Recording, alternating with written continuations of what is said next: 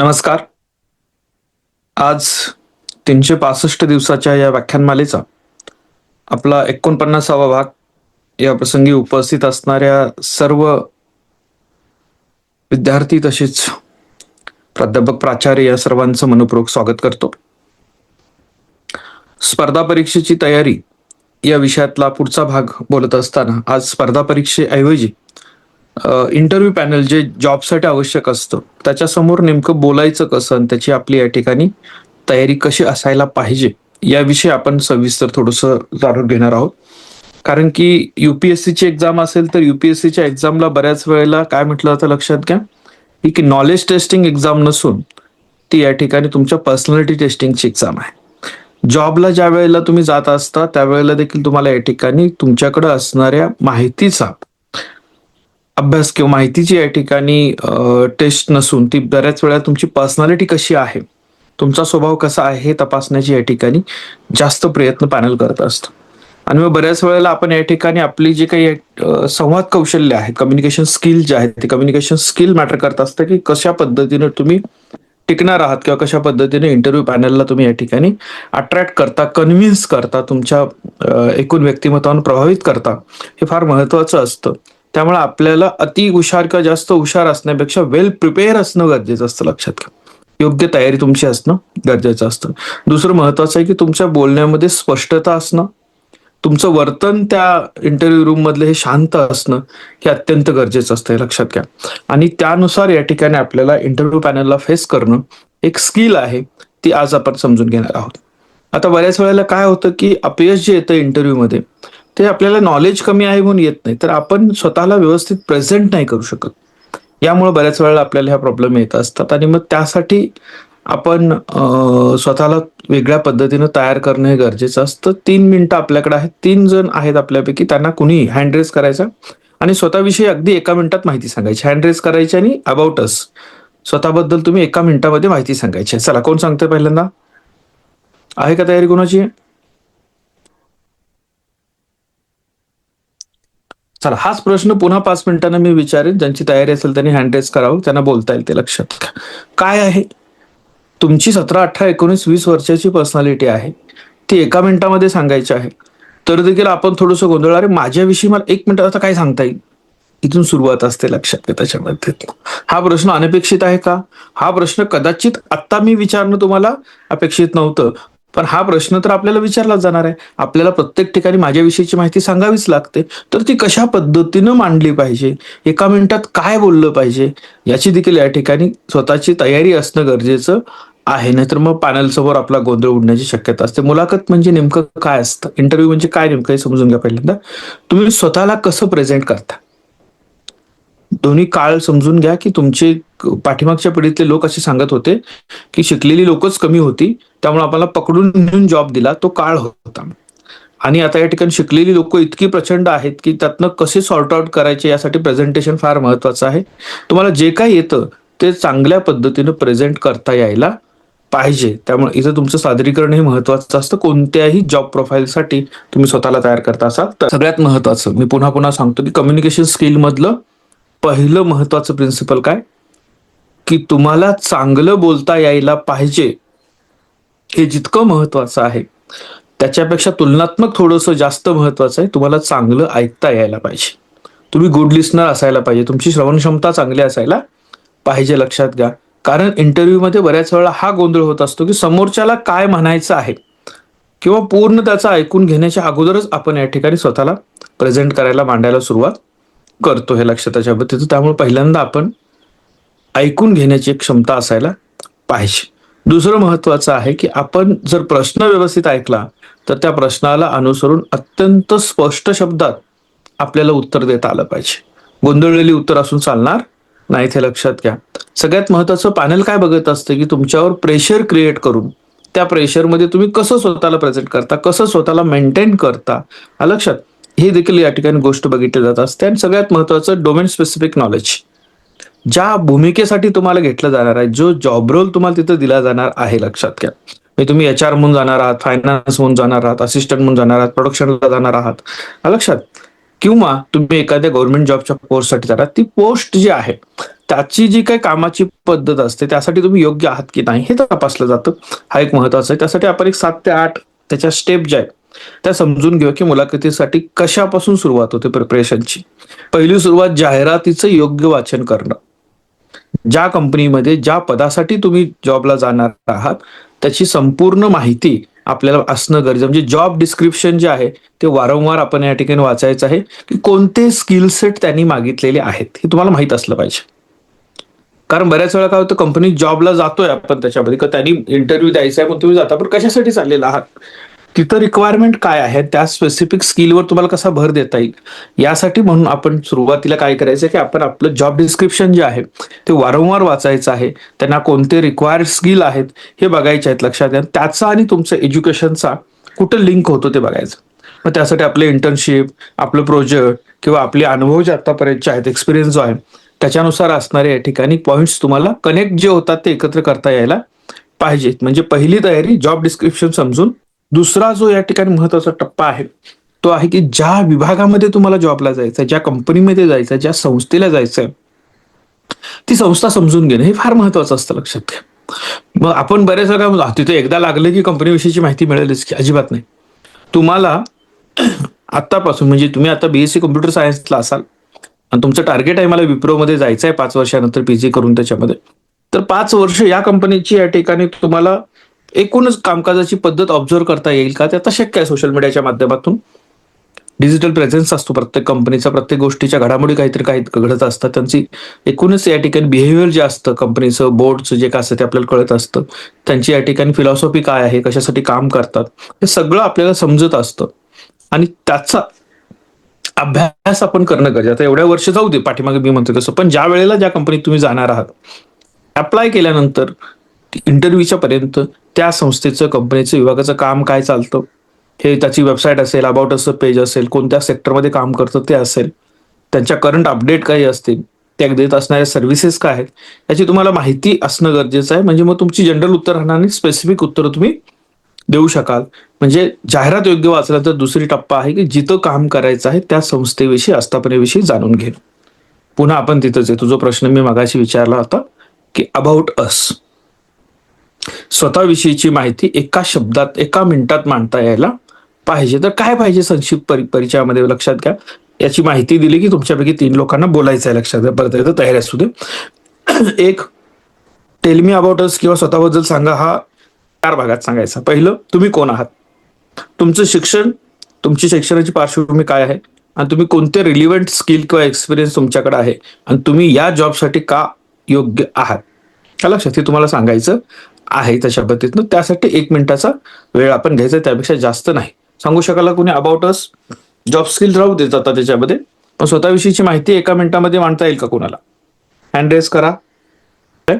आता पुढे जाऊ आपण त्याच्यामध्ये. लक्षात घ्या की कॉमन काही प्रश्न असतात, हे प्रश्न तुम्ही समजून घ्यायचे की कोणकोणते प्रश्न विचारले जाऊ शकतात. म्हणजे स्वतःबद्दल सांगा हा प्रश्न सगळीकडेच येणार आहे, लक्षात घ्या त्याच्याबद्दल. ठीक आहे.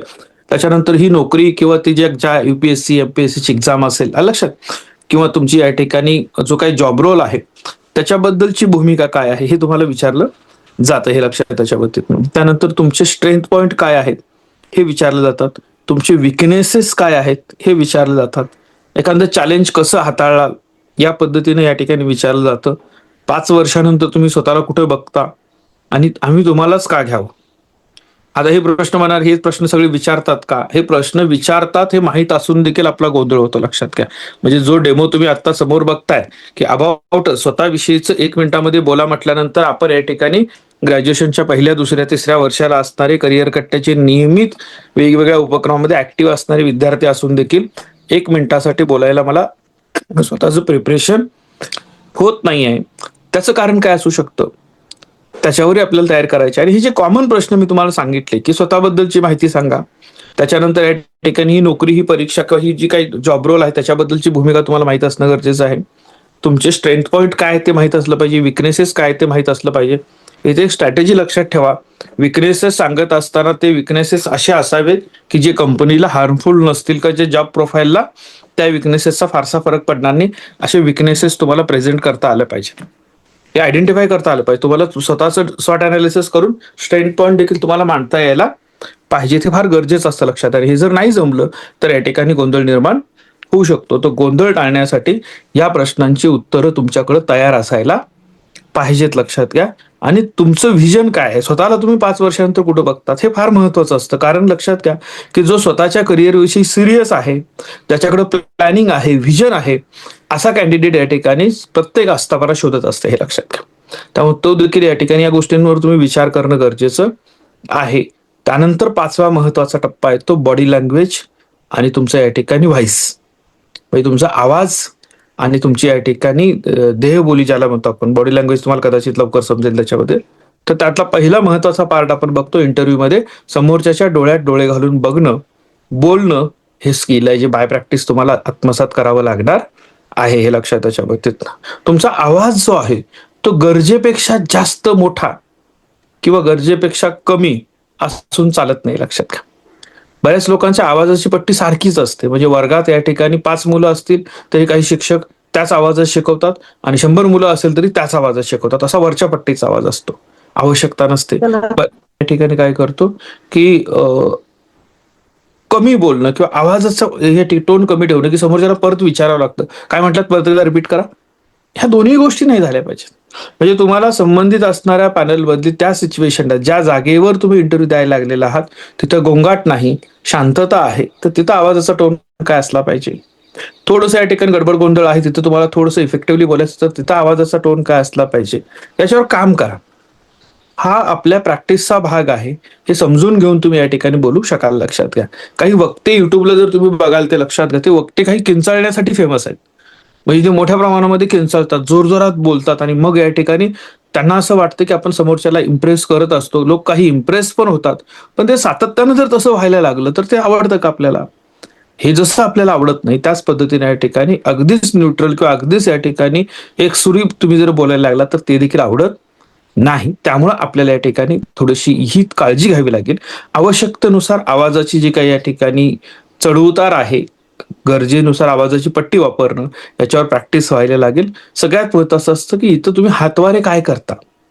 इंटरव्ह्यू मध्ये बसल्यानंतर तुमच्या हाताच्या अनावश्यक हालचाली ह्या या ठिकाणी आपल्याविषयी निगेटिव्ह बऱ्याच वेळेला मतं तयार करतात, हे लक्षात घ्या.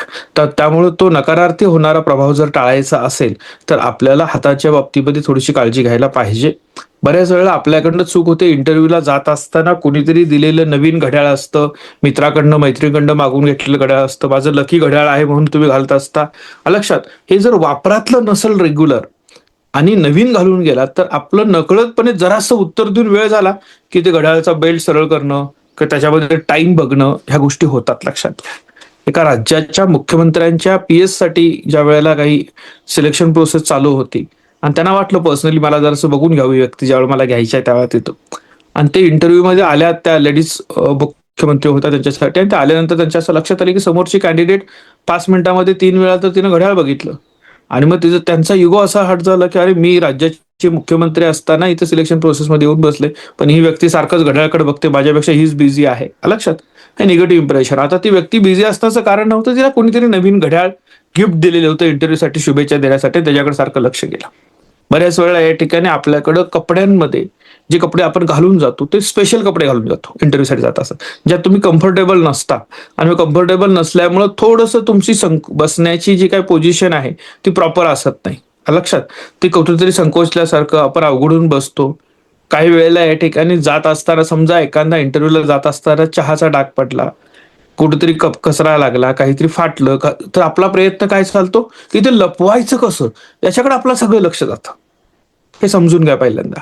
म्हणजे एखादी काहीतरी चुकीची गोष्ट आता आहे जी लपवण्यासाठी ज्यावेळेला मी प्रयत्न करतो, त्यावेळेला माझं समोरच्याच्या बोलण्याकडं, समोरच्याच्या या ठिकाणी प्रश्न ऐकण्याकडे लक्ष जाण्यापेक्षा माझा तो भाग लपवण्याकडे जास्त लक्ष जातं, आणि तिथं प्रॉब्लेम क्रिएट होतात.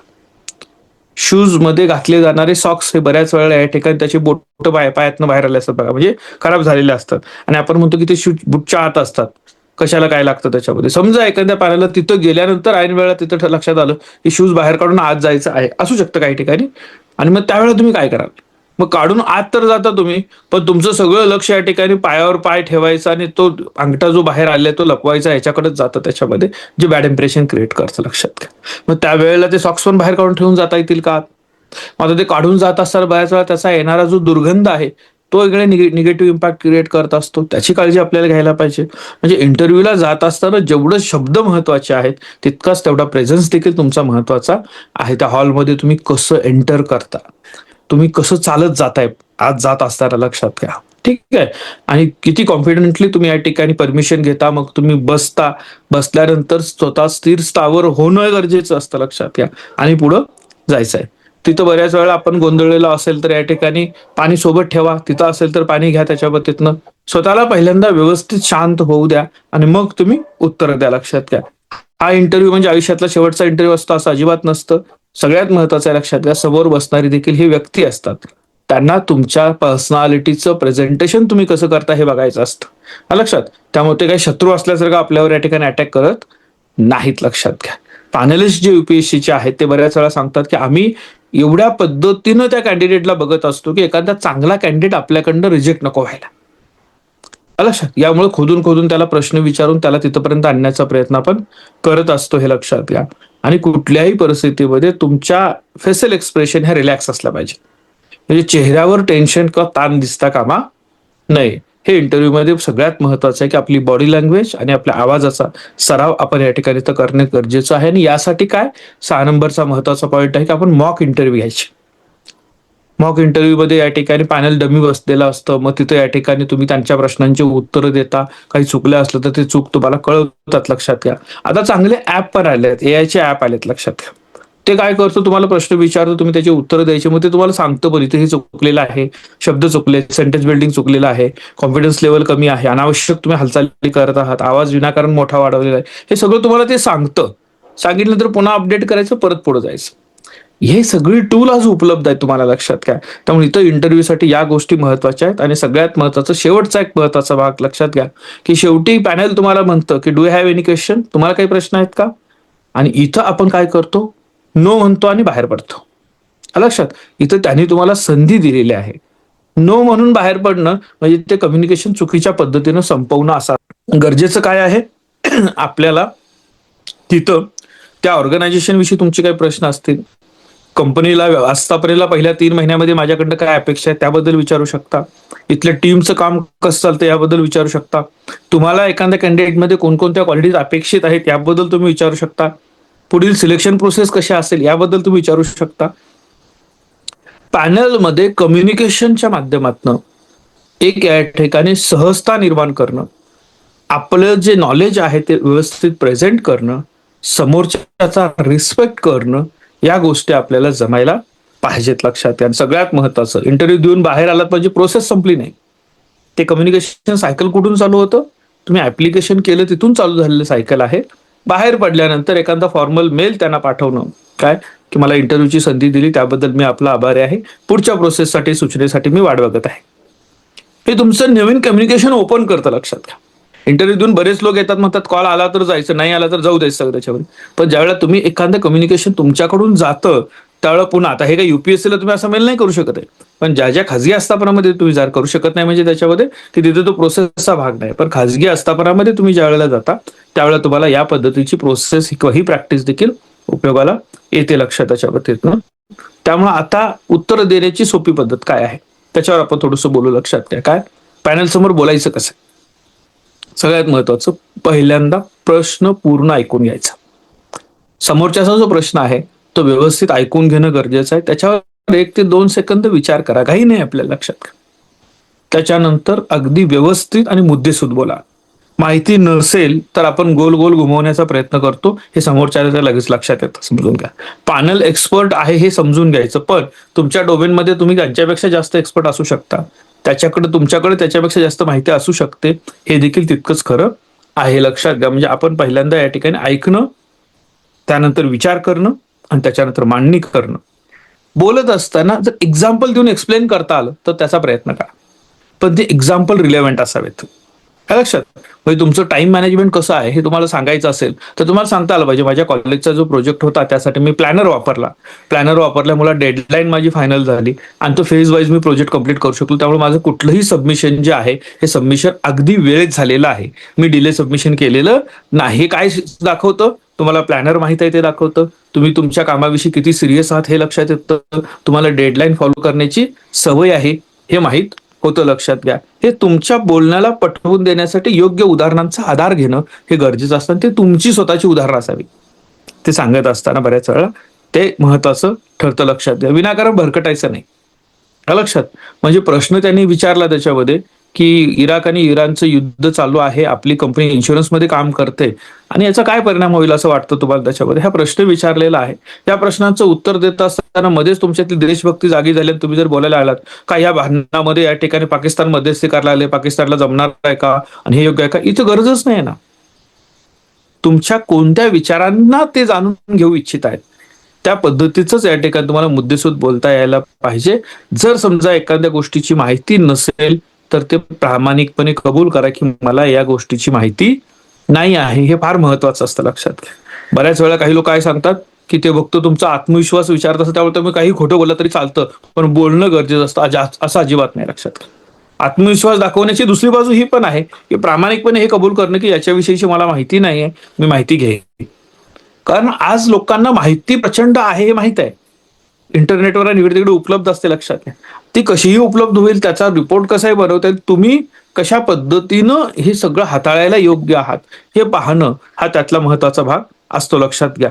त्यामुळे आपल्याला शांत, स्पष्ट, सभ्य आणि संयमी संवाद हे मुलाखतीचं महत्वाचं गमक आहे. लक्षात आहे. मी परत रिपीट करतो. शांत, स्पष्ट, सभ्य आणि संयमी संवाद हा अतिशय महत्वाचा एक स्किल आहे. लिस्निंग स्किल चांगलं पाहिजे. लिस्निंग स्किल हा इंटरव्ह्यू स्किलचा एक भाग आहे. लक्षात घ्या. तुम्ही उत्तरं देत असताना कशी असावी? उत्तरं देत असताना तो पॉइंट असावा, एक्झाम्पल असावं आणि त्यातनं लर्निंग काय घेतलं हे तुम्हाला सांगायचं. म्हणजे जसं मी मगाशी सांगितलं कॉलेजमधले माझी स्ट्रेंथ काय आहे, टाइम मॅनेजमेंट ही माझी स्ट्रेंथ आहे. मग त्याचं एक्झाम्पल काय दिलं, पॉईंट दिला टाइम मॅनेजमेंट. तुमच्याविषयी सांगा स्ट्रेंथ माझी काय, टाइम मॅनेजमेंट. काय केलं त्याच्यामध्ये, कॉलेजचे प्रोजेक्ट किंवा एक्झामचे प्रिपरेशन जे आहे ते करताना प्लॅनर वापरला, डेडलाईन बघितली आणि डेडलाईन फॉलो केली. टाइम मॅनेजमेंट समजलं का नाही त्यांना? उदाहरण पण समजलं तुम्हाला त्याच्यामध्ये आणि तुम्ही त्यातनं काय आत्मसात केलेलं हे देखील समजलेलं आहे. हे लक्षात. त्याच्यामध्ये मुलाखतीसाठी आवश्यक असणाऱ्या 5 क्वालिटीज कोणत्या आहेत त्या 5 क्वालिटीज आपण बघू. लक्षात घ्या. सगळ्यात महत्वाचं आहे कम्युनिकेशन स्किल. पुन्हा कोणतं? स्पष्ट, नम्र, सभ्य, थेट आणि सुसंगत बोलणं असलं पाहिजे. रिलेव्हंट बोलणं फार गरजेचं असतं. लक्षात घ्या. त्यानंतर प्रोफेशनॅलिझम. ज्या मुलाखतीला जात आहेत त्या पद्धतीची वेशभूषा असायला पाहिजे. काही रील बघतो आपण त्याच्यामध्ये. लक्षात घ्या. सेल्सच्या टीम मध्ये येणारी एक मुलगी या ठिकाणी तिने केस निळे पिवळे काळे नाही निळे पिवळे असे हायलाइट केलेले असतात आणि ती म्हणते सेल्सच्या टीम मध्ये माझा हेअर कलर काम करणार आहे का, माझी या ठिकाणी स्किल काम करणार आहे. हे सगळीकडे चालत नाही. लक्षात घ्या. लक्षात. एकच टी शर्ट आणि जीन्स मध्ये फेसबुकचा ओनर फिरू शकतो. तो फेसबुकचा ओनर झालाय, त्यानं प्रूव्ह केलेला आहे. म्हणून तुम्ही टी शर्ट आणि जीन्स पॅन्ट घालून इंटरव्ह्यूला नाही जाऊ शकत आहे. लक्षात. तुमचं स्किल सिद्ध करायला वेळ दिल्यानंतरच्या पुढच्या गोष्टी आहेत तुम्ही कसं बिहेवियर त्याला करता. पण आता प्रत्येक जॉब रोलच्या काही गरजा आहेत, काही या ठिकाणी तुमच्याकडनं अपेक्षा आहेत आणि त्याच पद्धतीच्या वेशभूषा तुमच्या असायला पाहिजेत. प्रोफेशनलिझम तुमच्यामध्ये असायला पाहिजे. म्हणजे इथं तुमचं या ठिकाणी ड्रेसिंग सेन्स, तुमचे कॉमन सेन्स, लक्षात, तुमचं टाइम मॅनेजमेंट आणि तुमची लँग्वेज हे प्रोफेशनलिझम मध्ये महत्वाचं असतं. पुन्हा पुन्हा मी एका गोष्टी सांगतोय ते पुढची क्वालिटी लिसनिंग. तुम्ही चांगले श्रोते आहात का, उत्कृष्ट पद्धतीने समजून घेऊन मांडता का, हे महत्वाचं असतं.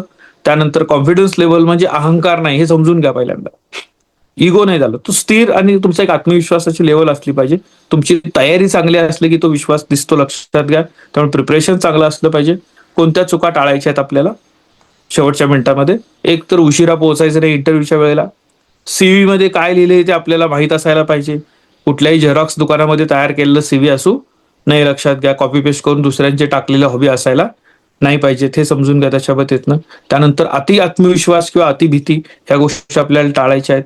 बॉडी लँग्वेज मध्ये कन्फ्युजन अजिबात असता कामा नये आणि खूप मोठी आणि भरकटलेली उत्तर आपल्याला द्यायची नाही आहेत. लक्षात घ्या. आणि सगळ्यात महत्वाची शेवटची चूक टाळायची. जर पॅनलने आपल्याला विचारलं की तुम्हाला काय प्रश्न विचारायचे आहेत का, तर त्या प्रश्नाला या ठिकाणी चांगल्या पद्धतीने उत्तर तुम्हाला देता यायला पाहिजे. लक्षात घ्या.